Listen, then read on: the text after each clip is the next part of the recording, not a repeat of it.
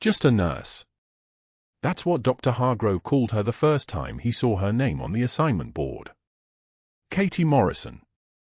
2 years at Sacred Heart's cardiac unit in Savannah, and in those 2 years she had corrected the medication order of a second-year resident, performed a flawless central line placement on a patient whose veins had already defeated 3 other nurses, and never once raised her hand to volunteer for praise. They didn't know. He had no idea. The admissions board would light up at 6:44 a.m. with a name that would change the calculus of his entire morning. The parking lot was still wet from the 4 a.m. rain when Katie pulled in, her 2003 Honda Civic sliding slightly on the turn into the employee lot. She noticed the smell before she'd even killed the engine, that particular mix of humidity and wet pavement that only comes to Savannah in early June, where the heat hasn't yet arrived to bake the water into submission. She sat for a moment, hands resting on the steering wheel, before she stepped out into the thick air. Her scrubs were already sticking to her shoulders and it was barely 6 a.m. The shift didn't start for another 38 minutes, but she was never late and she was never early. She was exactly precise, every single time. The automatic doors of Sacred Heart hissed open like they were breathing, the hospital air hitting her face, cold, artificial, loaded with the smell of antiseptic and the faint metallic tang of blood from somewhere in the building, probably the trauma bays. Katie moved through the lobby with the gait of someone who had walked these corridors so many times the muscle memory had become automatic. Left at the information desk. Straight past the volunteer station where Mrs. Chen was setting up the coffee station, the woman's hands trembling slightly with the early stages of Parkinson's. Katie had noticed the tremor 6 months ago. Mrs. Chen hadn't mentioned it. Katie hadn't asked. She'd simply started positioning the coffee cup slightly closer to Mrs. Chen's starting position, adjusting the ergonomics without comment. The cardiac unit was on the 4th floor, and Katie took the stairs instead of the elevator. She always took the stairs. The elevator required conversation with other staff, and conversation required social bandwidth she preferred to direct toward the patients. Her hands were steady on the railing as she climbed, her breathing controlled, her body moving with an economical precision that would have looked like simple efficiency to anyone watching. What they wouldn't have seen were the calluses on her knuckles that matched the distinctive pattern of tactical glove seams, or the faint scars along her left wrist that formed a precise line where a tourniquet had been applied with expert efficiency. "Pain is data," her old commanding officer used to say. Katie had learned to read pain the way other people read newspapers. The unit was already alive with morning activity by the time she clocked in at 6:52 a.m. Nurses were emerging from the medication room with their med carts, residents were reviewing overnight notes at the central station, and somewhere down the hallway a monitor was beeping with the steady rhythm of a patient in sinus rhythm. Katie pulled on her white coat, the one with the faded Sacred Heart logo on the left breast, 2 years of washings having rendered the lettering nearly invisible, and checked her assignment for the shift. For patients. Stable post-MI in bed for 12, a valve replacement recovering beautifully in 414, a congestive heart failure admission still in observation, and an empty bed in 418 waiting for whoever came through the doors that morning. She was adjusting the flow rate on the 4 for her post-MI patient, watching the digital numbers tick down, 25 milliliters per hour, precisely as ordered, when Dr. Hargrove emerged from his office. He moved through the unit with the gait of a man who believed the hallway should reorganize itself around his presence, his white coat starched to near rigidity, his stethoscope draped around his neck like a symbol of rank rather than a tool. He was 38, had a medical degree from Johns Hopkins and a family connection to the hospital's board of directors, and he believed these facts with the kind of certainty that made him dangerous. He paused at the central station, began writing orders on the CHF patient's chart, and didn't look up when Katie moved past him toward the medication room. "Morrison," he said, his voice carrying that particular tone of casual dismissal he reserved for nurses who didn't laugh at his jokes. "Patient in for 18 is coming up. Air Force Colonel. Car accident, possible cardiac contusion. I want continuous monitoring and a troponin panel every 4 hours. Nothing extraordinary." "Understood, Doctor," Katie said. Her voice was level, deferential, the voice of a nurse who understood the hierarchy and respected its boundaries. She was good at this voice. She'd perfected it over 2 years of disappearing into the role so thoroughly that no one questioned anything about her. "I'll prepare the room." What she didn't say was that the name Colonel Davies meant something to her, meant everything to her, because Colonel Davies was the commanding officer of the Joint Special Operations Task Force Afghanistan, which meant he had operational control over forward operating bases, which meant he had operational control over her son's deployment. She didn't say any of this. She simply nodded, checked the assignment board again, and walked to room 418 to change the sheets and verify that the cardiac monitoring equipment was functioning properly. The bed was stripped down to the plastic mattress when she got there, the previous patient having been discharged that morning to a skilled nursing facility. Katie pulled fresh linens from the warmer near the supply closet, the warmth of them almost shocking against the cool hospital air, and began the practiced choreography of making a hospital bed, corners folded with geometric precision, the mattress protector aligned perfectly, the top sheet and blanket arranged with the kind of exactness that would have satisfied any military inspection standard. The pillowcases came last, and she placed them at the head of the bed with the opening facing away, the way she'd learned years ago, before Sacred Heart, before the civilian identity that now covered her like a second skin. Her hand brushed the side seam of her jacket as she worked, and the small ridge beneath the fabric gave slightly under her fingertips.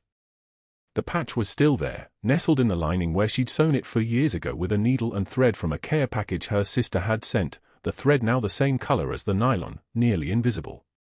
It was a unit patch from the 5th Naval Special Warfare Group, a small rectangle of fabric bearing an emblem that represented 12 years of her life, 3 combat deployments, 2 Purple Hearts, and a career that officially no longer existed.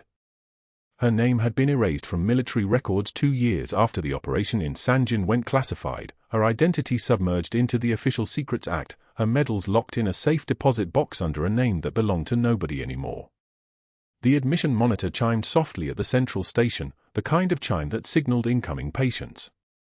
Katie finished arranging the bed, checked the 4-pump one more time, and walked back into the hallway where Dr. Hargrove was standing with his arms crossed, his expression already displaying the faint contempt he reserved for anyone whose presence he hadn't actively requested.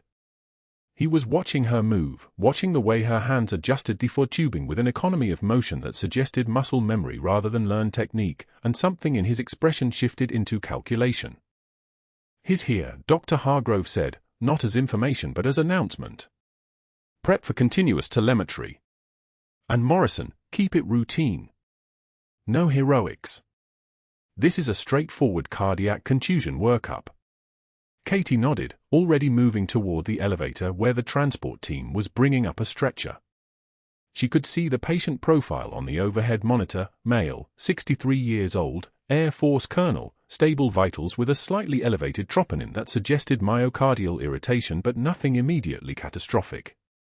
What she didn't expect, what no monitor readout had prepared her for, was the moment the stretcher came around the corner and she saw his face, and every carefully constructed wall she'd spent 2 years building threatened to collapse. Colonel Davies looked smaller in the stretcher than he had in her memory, older too, his face etched with the kind of exhaustion that came from command decisions that never quite leave you alone. But his eyes were the same, that particular shade of granite gray, and when those eyes found hers across the 12 feet of hallway between them, the recognition was instantaneous and absolute. The colonel's eyes held hers for exactly 3 seconds before the morphine pulled him back under, and Katie Morrison turned from his bedside with the kind of composure that came from 2 decades of compartmentalizing impossible things. She'd been a civilian nurse at Sacred Heart for 2 years now, 2 years of steady hands and careful silence, of burying the woman she used to be under scrubs and protocol. But the moment Colonel Davies had wheeled through those cardiac unit doors, all of that had become infinitely harder. Morning rounds arrived at 7:19 a.m. with Dr. Hargrove moving through the hallway like a man who owned the building. His white coat was pressed with knife-edge precision. His silver wedding band caught the fluorescent light. Beside Colonel Davies' bed stood his wife Margaret, her hand resting on the hospital blanket, her eyes tracking every move the doctors made with the intensity of someone who'd learned to read rooms for threats. Katie stood at the monitor station, her badge clipped to her scrub pocket, her documentation already completed and signed. She watched Hargrove approach. She'd been watching him all week. "Morning, Margaret," Hargrove said, his voice modulating to warmth, the voice he used for family members and hospital board members. "How's our patient feeling today?" "Better," the colonel murmured, his words still thick. "Still here." Hargrove laughed, the kind of practiced laugh that required an audience. He pulled the chart from the foot of the bed and began reviewing Katie's shift notes aloud, his eyes scanning her precise handwriting. "Interesting documentation here, Margaret.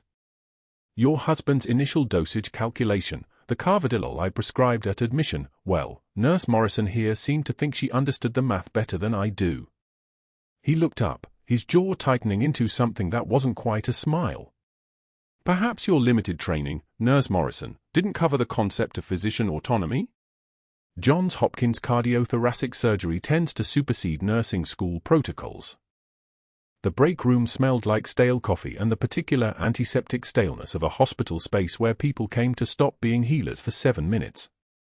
Katie sat at the corner table with her own coffee cooling in front of her, steam rising in delicate ribbons, when Linda walked in. Linda, who'd been the charge nurse for 6 years. Linda, who'd trained Katie on the units for protocols. Linda took one look at Katie in the chair, stopped mid-sentence in whatever she'd been saying to the 2 other nurses beside her, and simply left. Grabbed her empty mug and walked out. The other 2 followed like iron filings pulled by a magnet. Within 30 seconds, the break room was empty except for Katie and the sound of her own breathing and the fluorescent lights buzzing their mechanical hum overhead. She took one sip of coffee.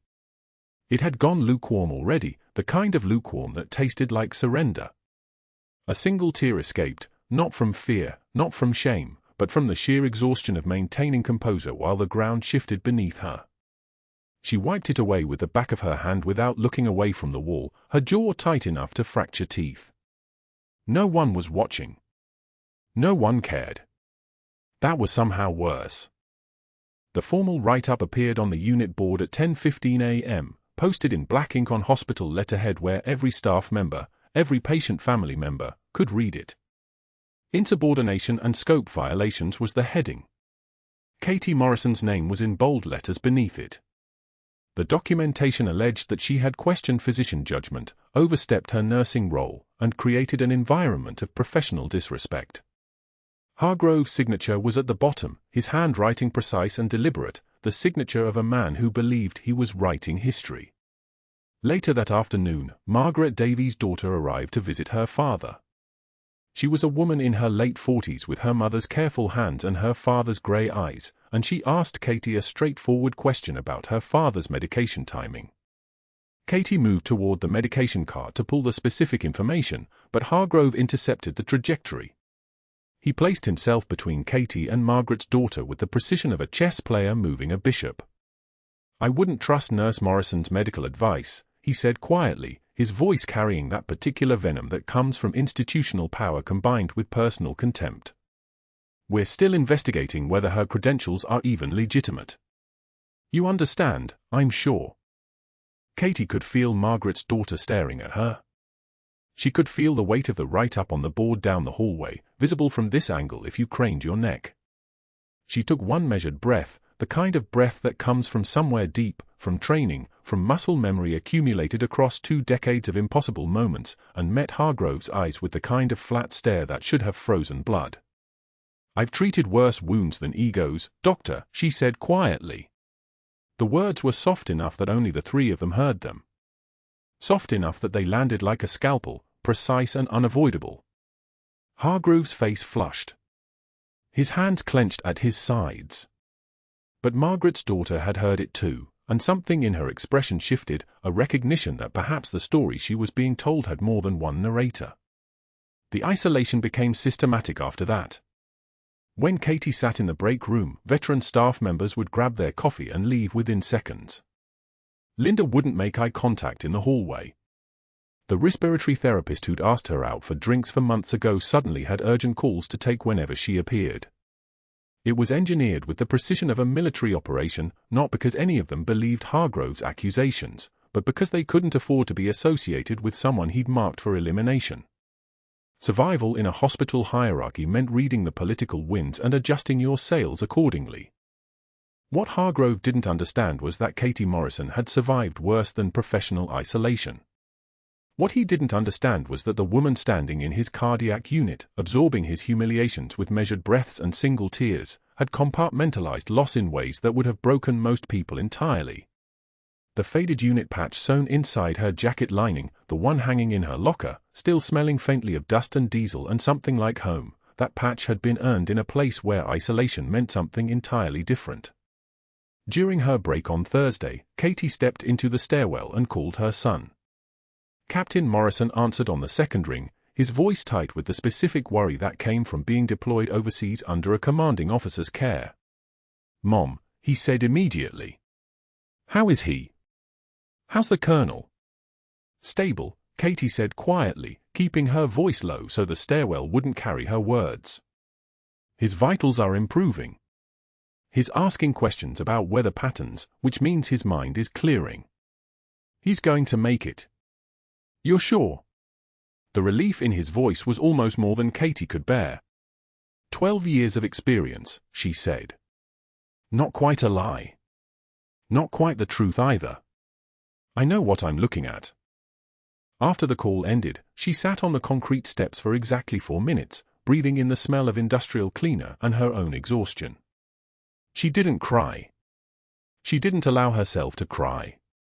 But her hand shook for the first time in 48 hours, a tremor of something that wasn't fear and wasn't anger but something more like recognition, the slow understanding that the past wasn't going to let her fade quietly into civilian life.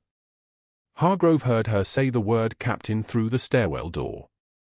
Heard the weight in her voice, the kind of weight that only came from military context. The kind of weight that made him stop walking and recalibrate his entire strategy. He made 3 phone calls from his office that afternoon. The first to Hendricks, the hospital president, a golfing partner who understood the value of institutional loyalty. The second to the VA hospital, fishing for employment records, asking careful questions about Katie's tenure there. The third to a medical review consultant who owed him professional favors going back 7 years. His network began to activate like a machine designed for exactly this purpose, designed to crush people who'd made the mistake of correcting his math in front of witnesses. The third call was to Dr. Marcus Webb, a medical review consultant with a Rolodex of hospital presidents and a reputation for arriving wherever institutional protection was needed. Hargrove didn't mention Katie by name. He spoke in the careful language of concern, scope creep, inadequate credentials, a pattern of unsupervised procedures. Webb's voice came back measured, professional, already calculating billable hours. By Thursday morning, the external review had been formally requested, stamped with the hospital president's signature, and Katie received a written notice in her personnel mailbox. Effective immediately, she was to be evaluated by an independent credentialing committee regarding potential violations of scope of practice. The notice was clinical, impersonal, a polite crucifixion on hospital letterhead. She didn't flinch when she read it. She folded the paper once, twice, and placed it in her locker beside the jacket with the unit patch still hidden in the lining, a patch that didn't belong to any hospital, any civilian medical system, any paper trail that could be found by committee reviews or digging administrators. Dr. Hargrove began mentioning the gap. Casually, like idle conversation during medication checks. He'd pull up her personnel file on the shared computer and comment loud enough for the nursing assistants to hear, "Interesting resume here, Katie. 2 years at Sacred Heart, then suddenly you appear at the VA with 0 listed employment between 2008 and 2014. 6 years of nothing." He'd scroll through the screen, tilting it toward whoever happened to pass. That's quite the sabbatical. Most people put something there. Travel? Raise children? Prison? He smiled when he said it. Just a joke. The kind of joke that plants questions in everyone's mind like seeds. The hospital president, a man named Richardson who golfed with Hargrove every Tuesday and owed him a professional favor from a medical board incident 5 years prior, called Katie into his office on Friday afternoon. The office was wood-paneled, carpeted, the kind of space that hummed with institutional authority. Richardson didn't look at her directly. He opened her file, the same file that Hargrove had accessed repeatedly, and kept his eyes on the folder while he spoke. There's a gap here. Between 2008 and 2014. The committee will need documentation of your employment during that period. Continuing education. Any clinical licenses you held. The VA has declined to provide additional information about your years there beyond basic verification that you were employed.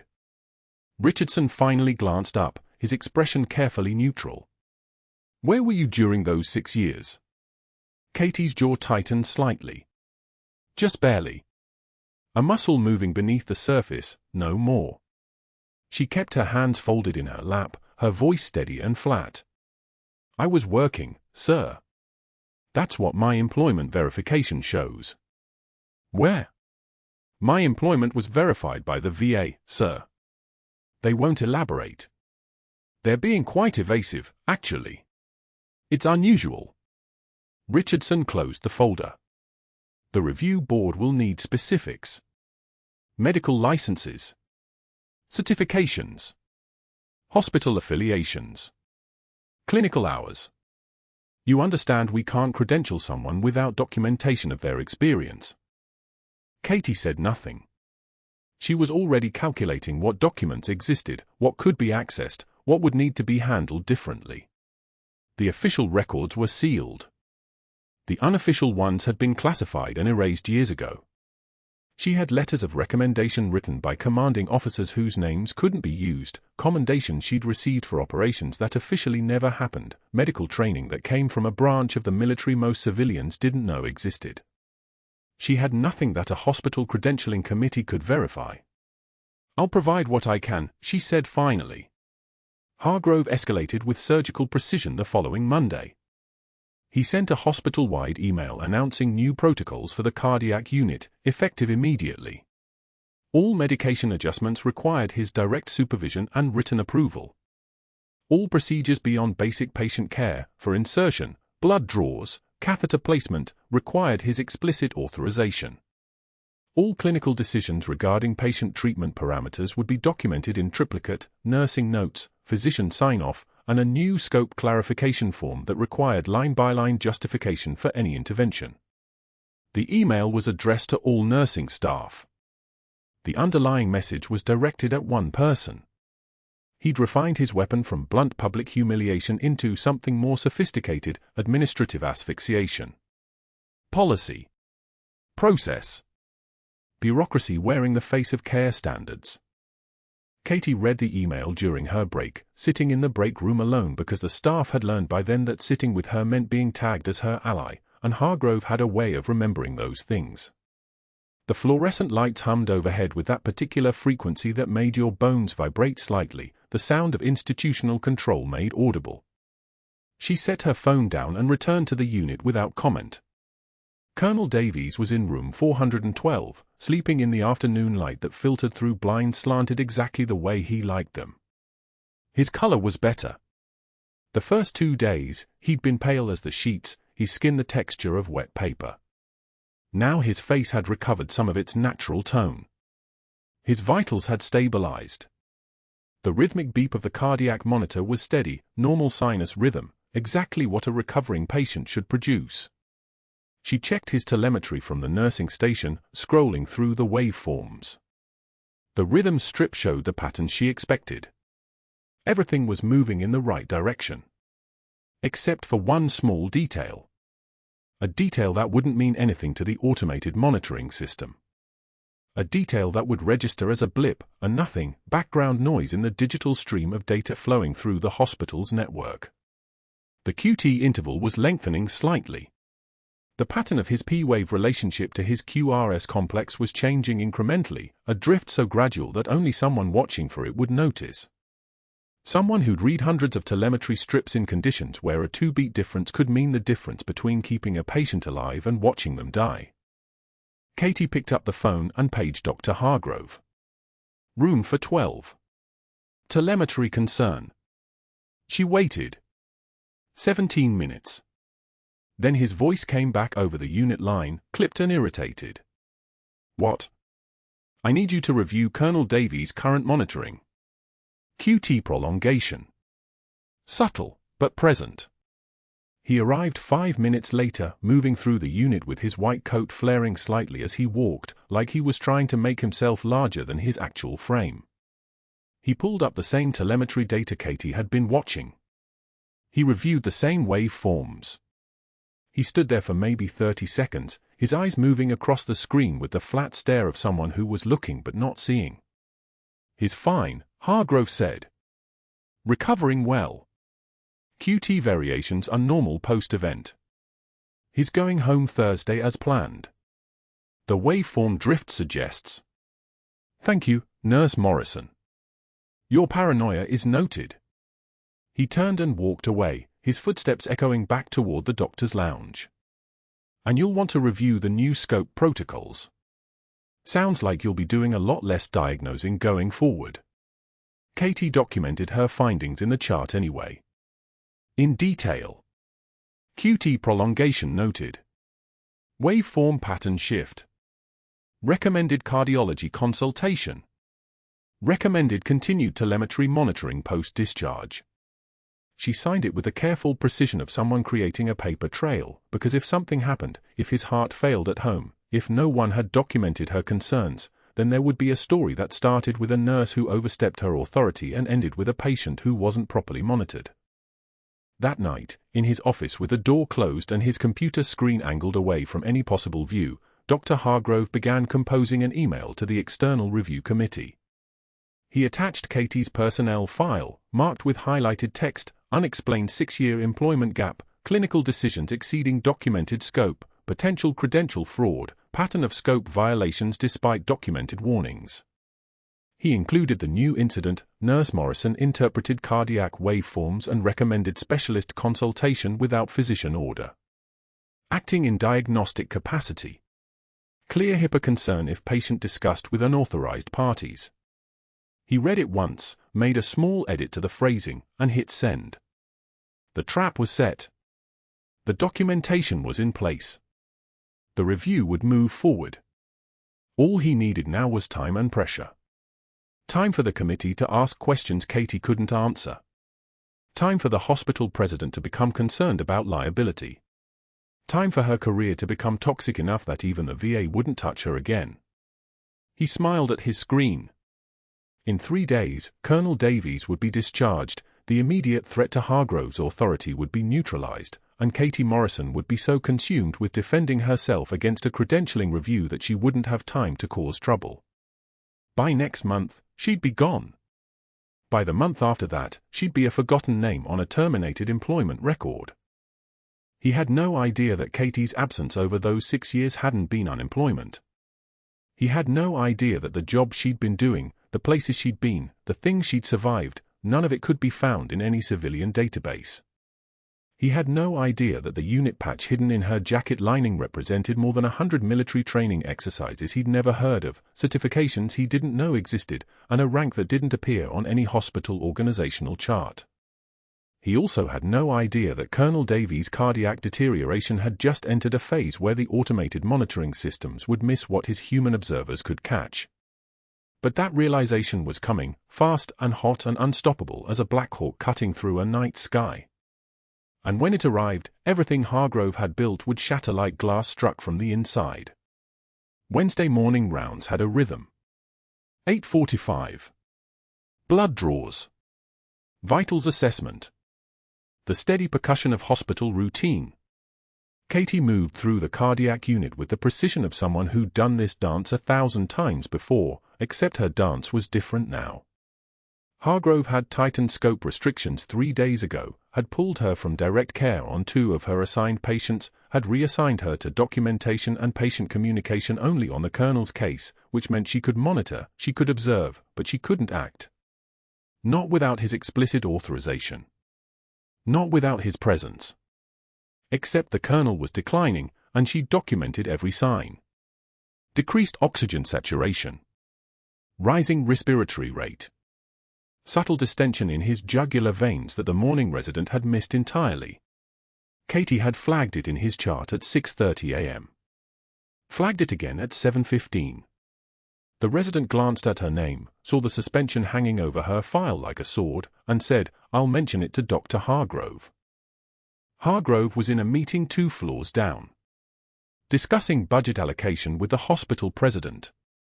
The very president who'd signed off on Katie's removal from the unit. 8:52 a.m. Katie was drawing routine labs on the Colonel's roommate when she heard it.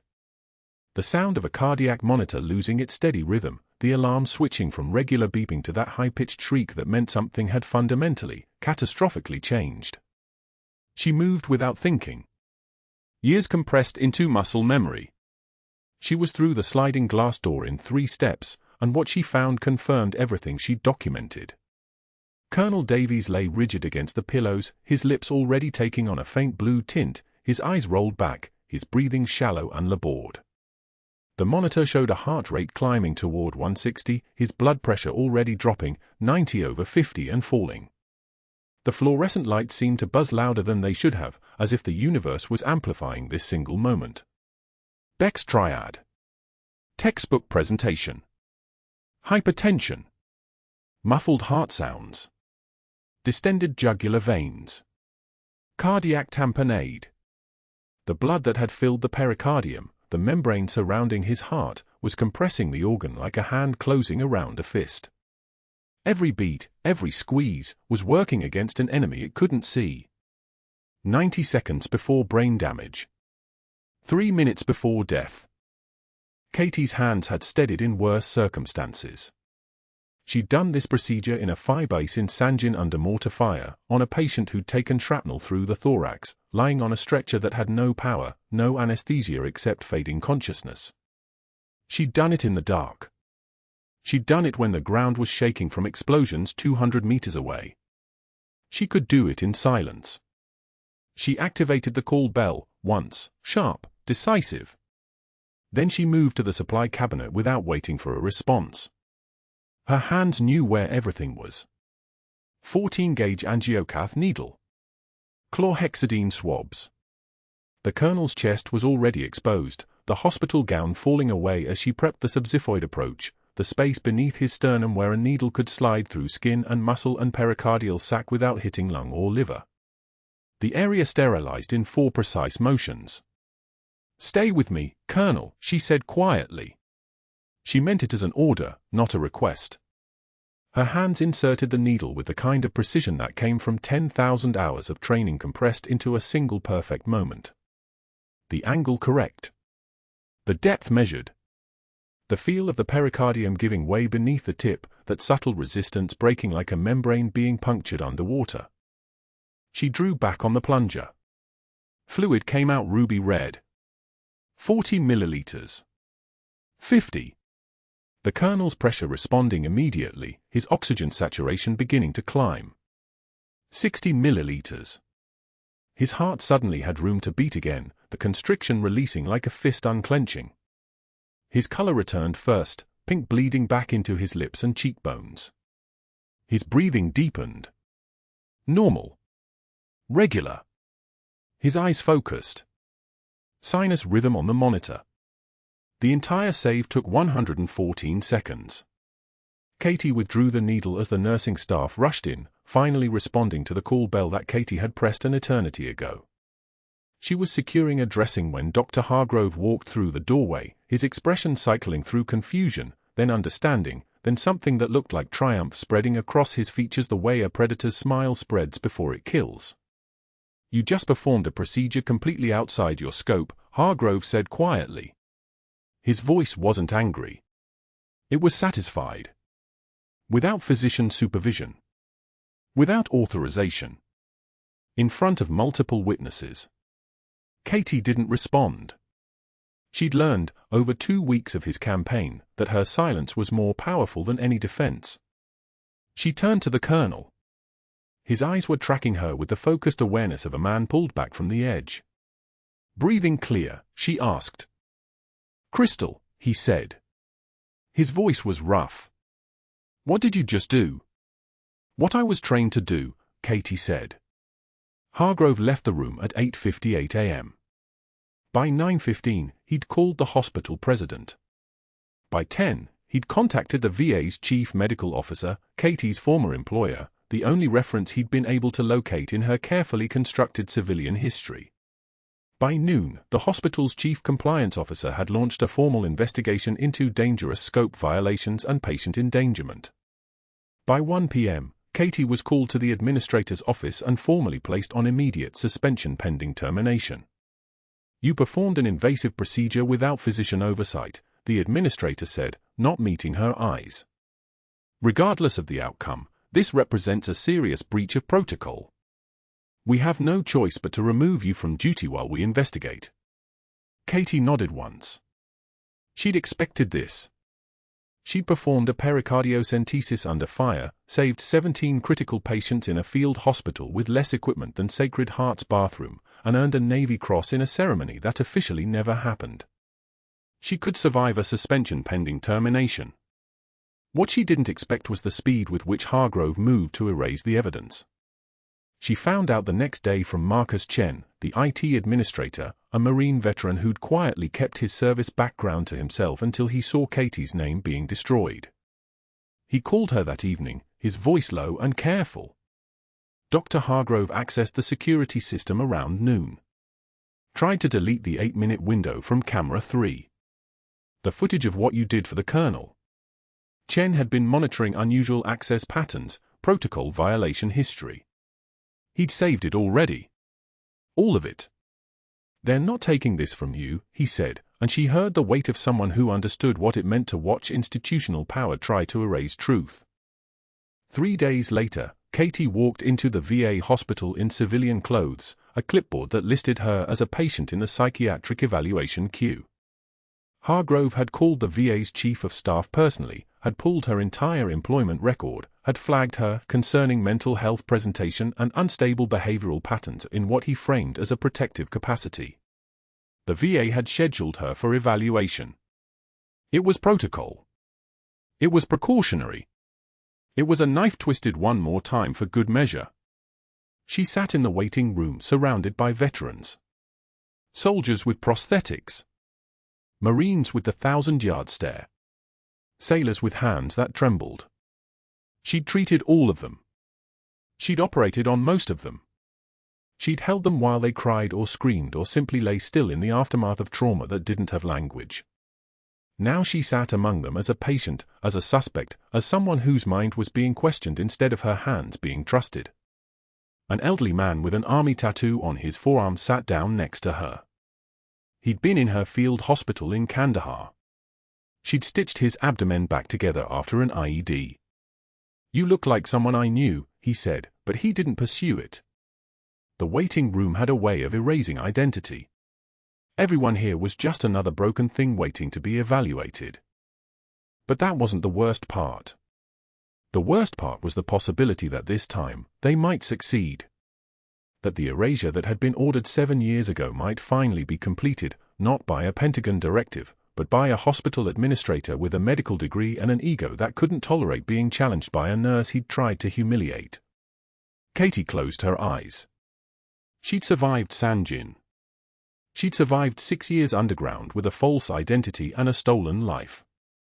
She could survive this. But she couldn't survive it alone. Not this time.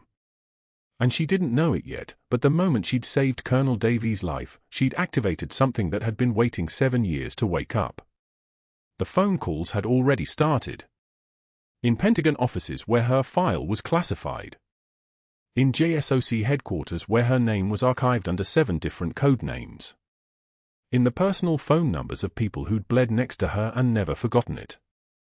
Shadowcat was about to come home. The hospital IT administrator moved through the server room like a man on a mission that had nothing to do with routine maintenance.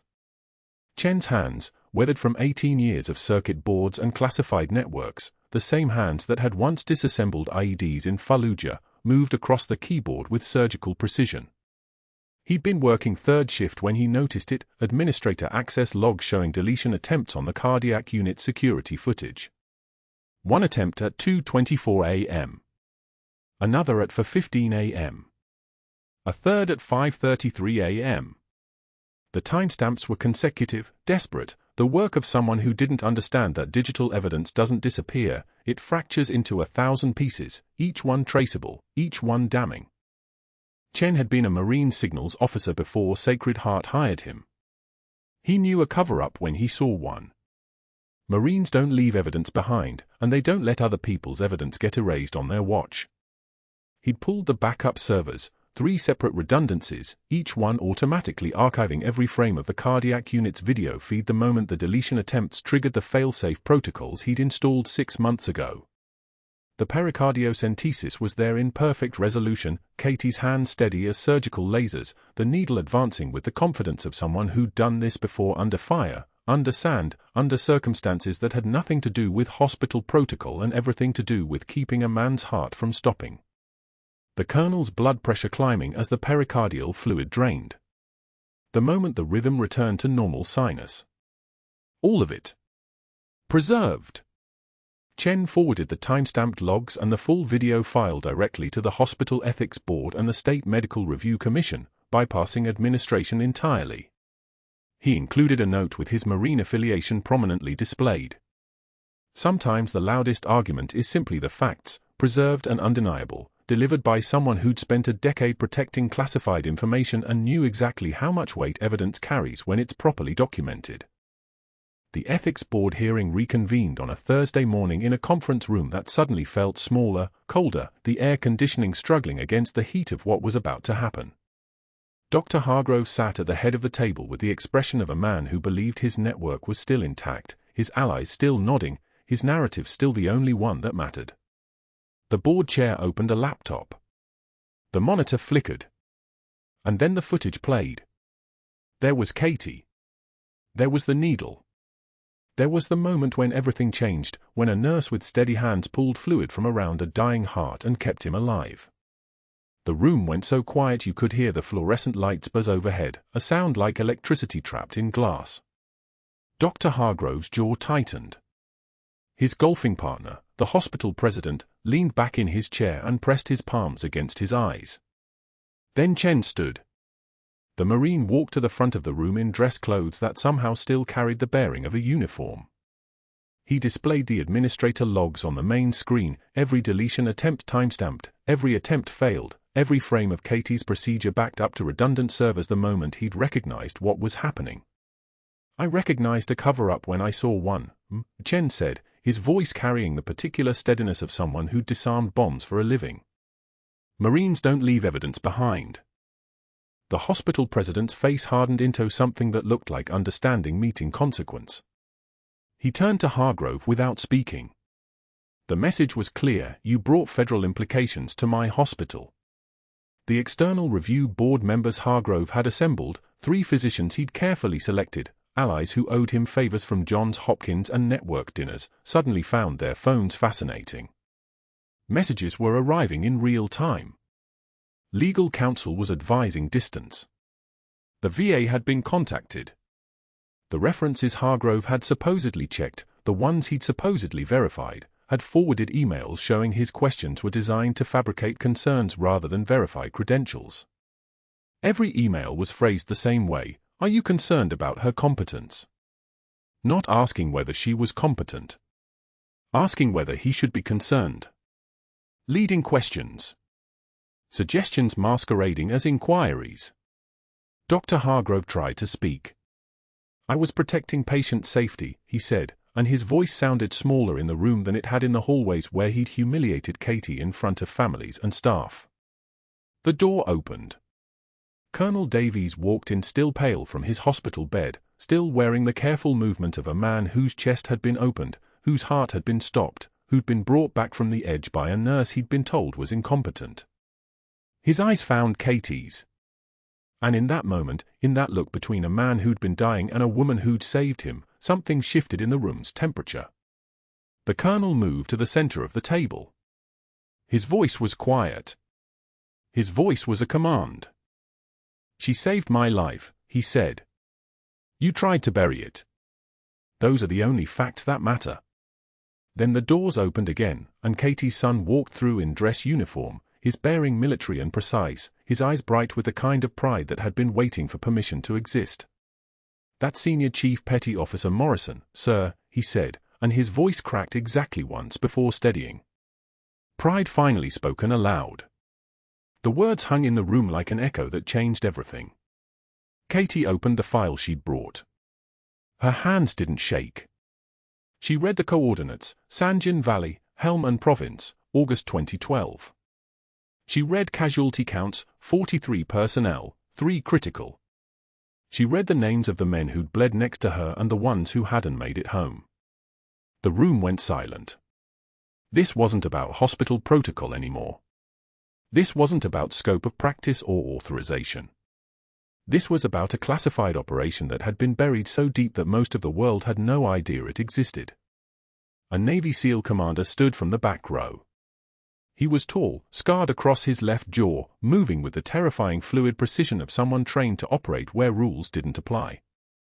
He'd been sitting there the whole time, present but unremarkable, blending into the back row until his moment came. "Bronze Star," he said, looking directly at the board. The room didn't move.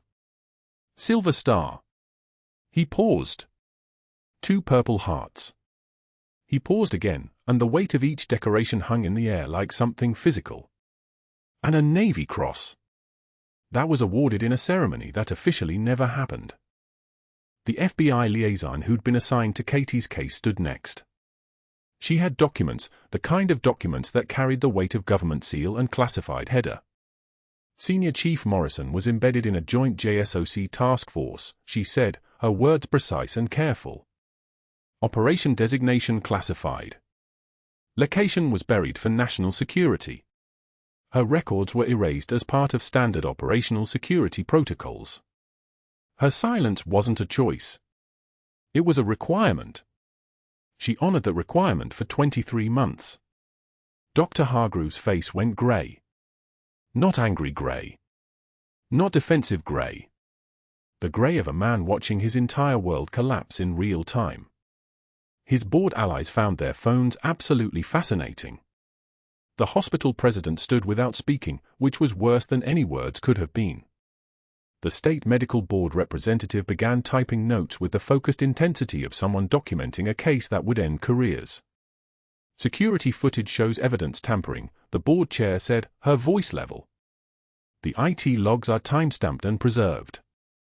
The deletion attempts occurred during your administrator access window."